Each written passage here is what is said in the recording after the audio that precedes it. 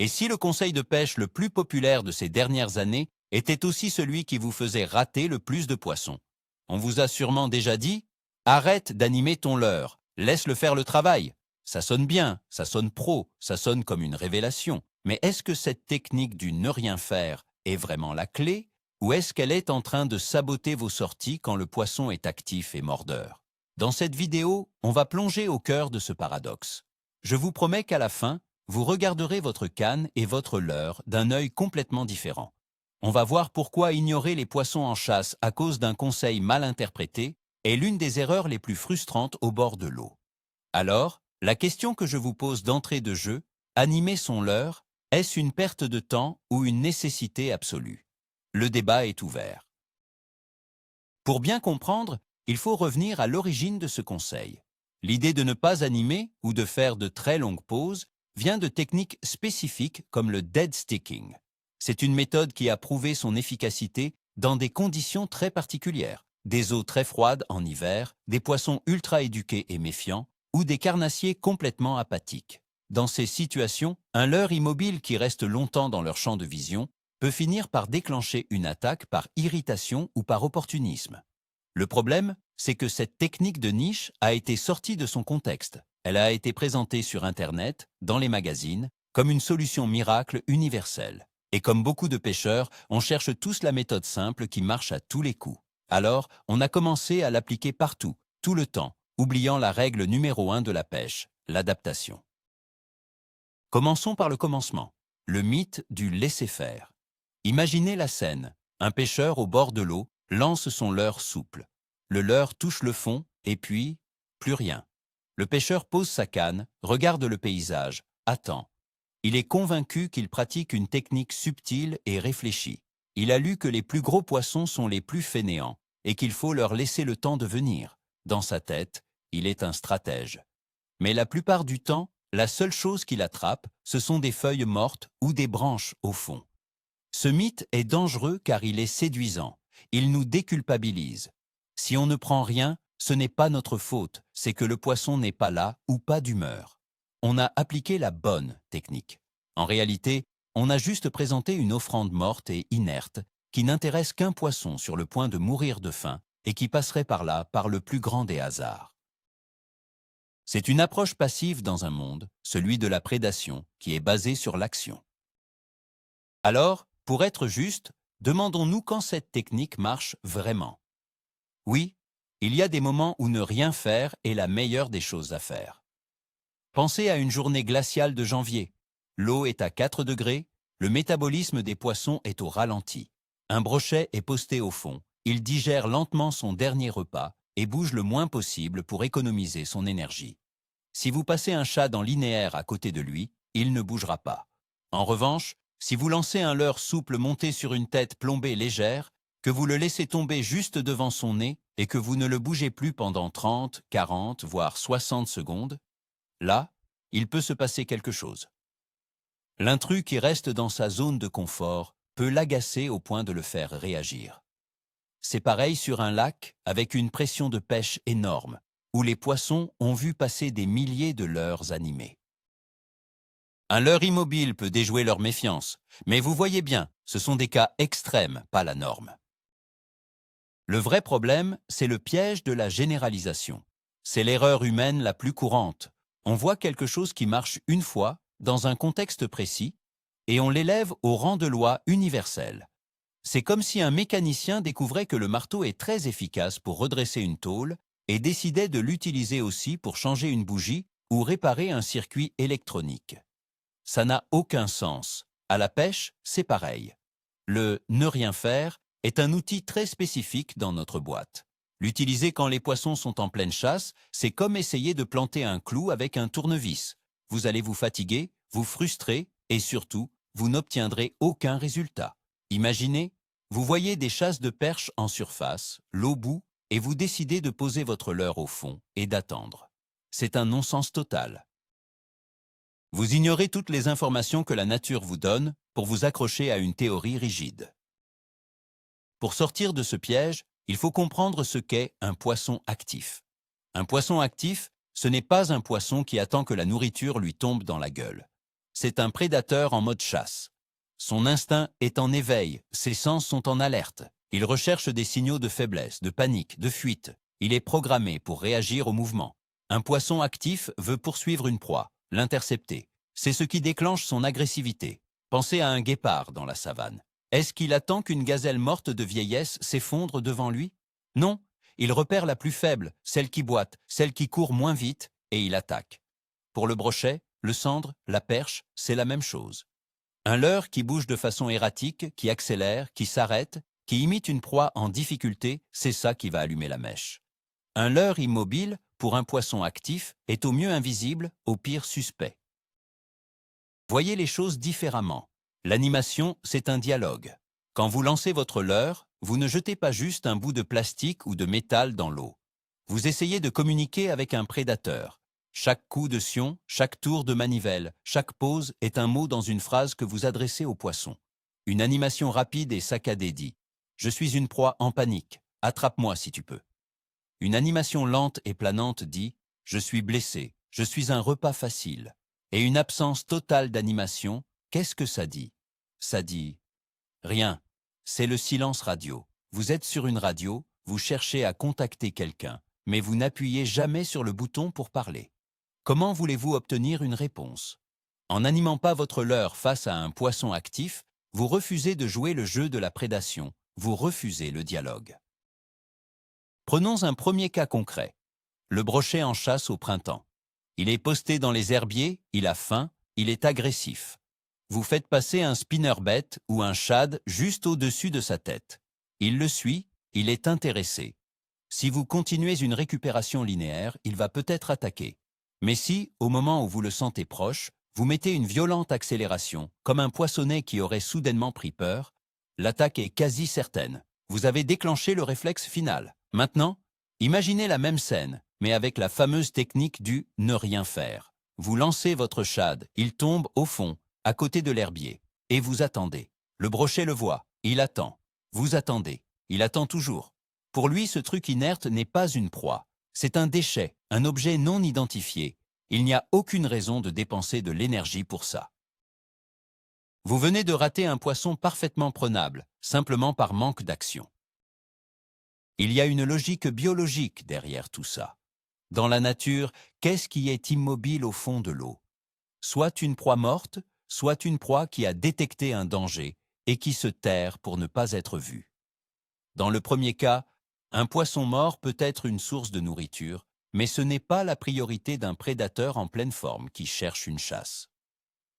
Dans le deuxième cas, si c'est une proie qui se cache, elle est en alerte maximale.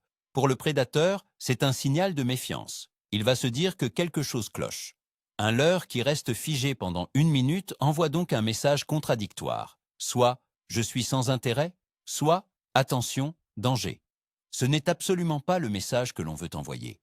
Nous, ce qu'on veut, c'est imiter la proie parfaite, celle qui est assez vivante pour être désirable, mais assez stupide ou faible pour être attrapable. Et ça passe obligatoirement par le mouvement.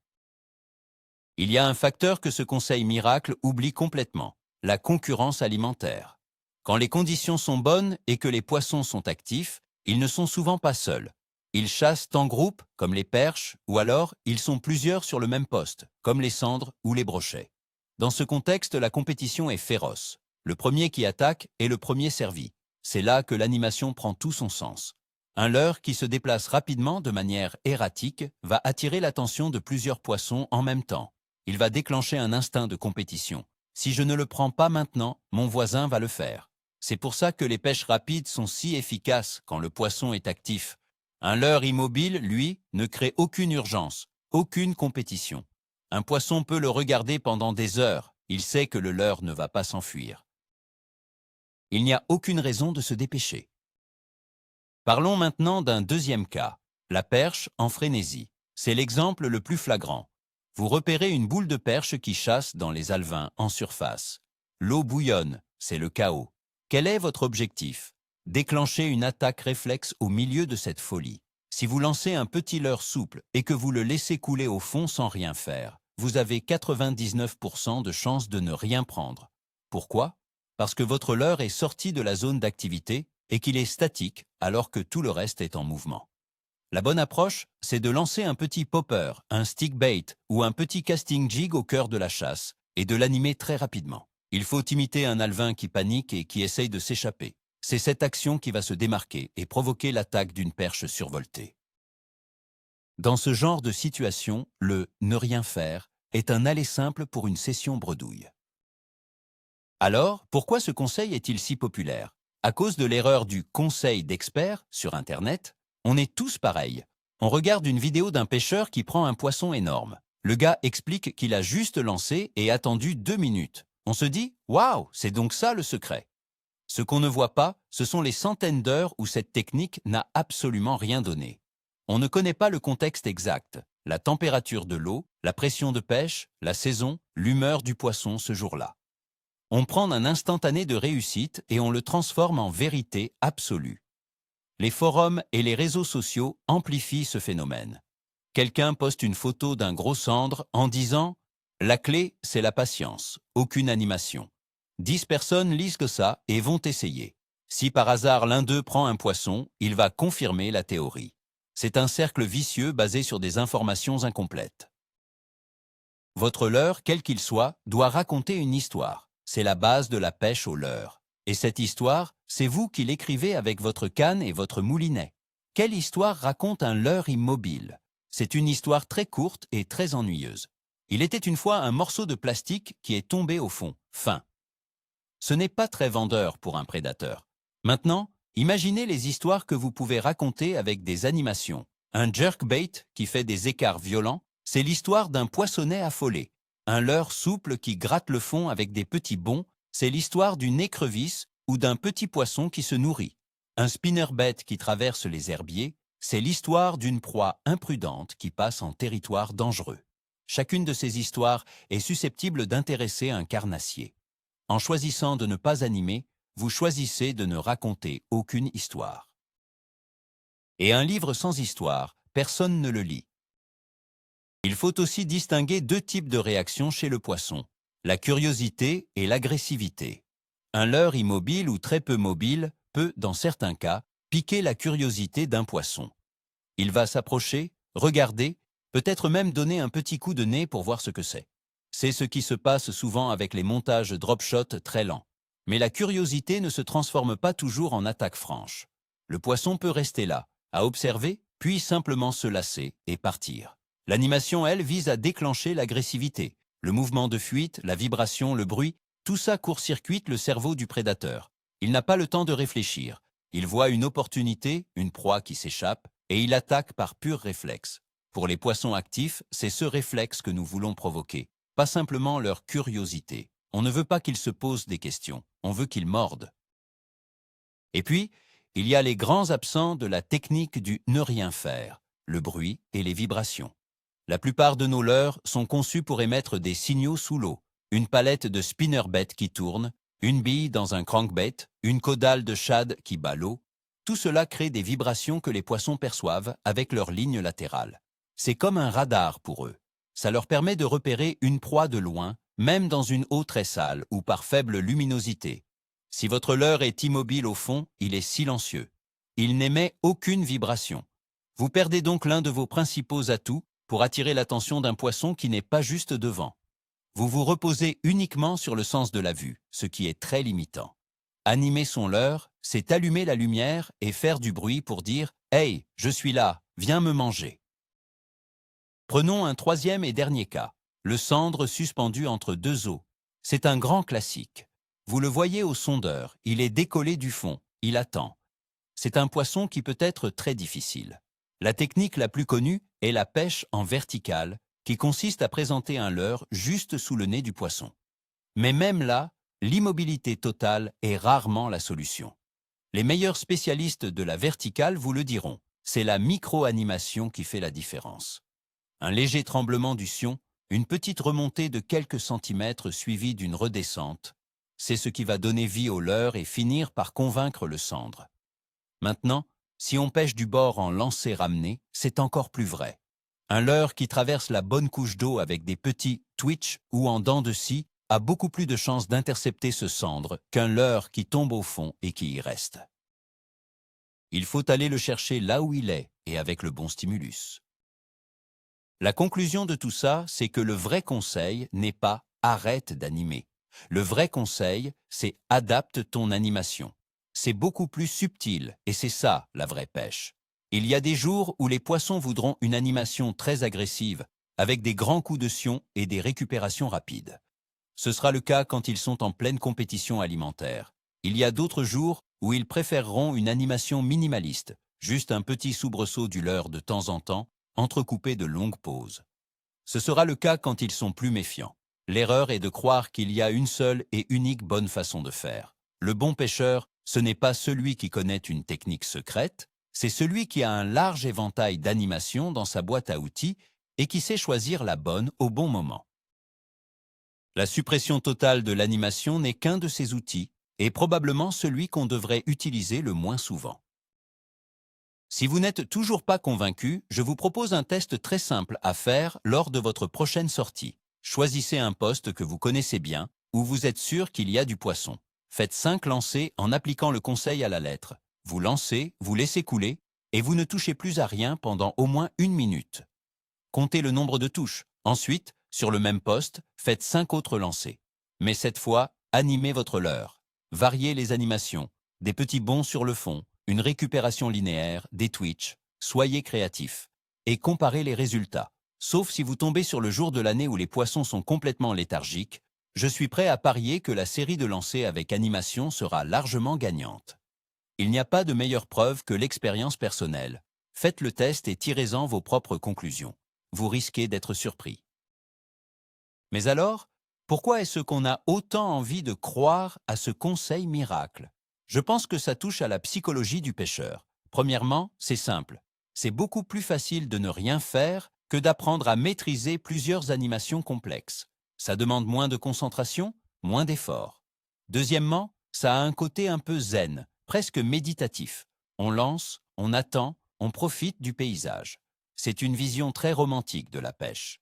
Et enfin, comme je le disais tout à l'heure, ça nous protège de l'échec. Si on anime et qu'on ne prend rien, on peut se dire « j'ai mal fait quelque chose ». Si on n'anime pas et qu'on ne prend rien, on se dit « c'est la technique des pros, c'est juste que les poissons ne voulaient en pas mordre aujourd'hui ». C'est une excuse confortable, mais la pêche, ce n'est pas une question de confort, c'est une question d'efficacité. Observez autour de vous. C'est souvent la meilleure leçon. Vous êtes sur un spot, vous ne prenez rien en laissant votre leurre dormir au fond. Et là, le pêcheur d'à côté sort poisson sur poisson. Au lieu de vous dire qu'il a plus de chance, regardez ce qu'il fait. Regardez sa canne. Observez le rythme de sa récupération. Vous verrez presque toujours son sion travailler. Il twitch, il jerk, il fait des pauses, il accélère, il est actif.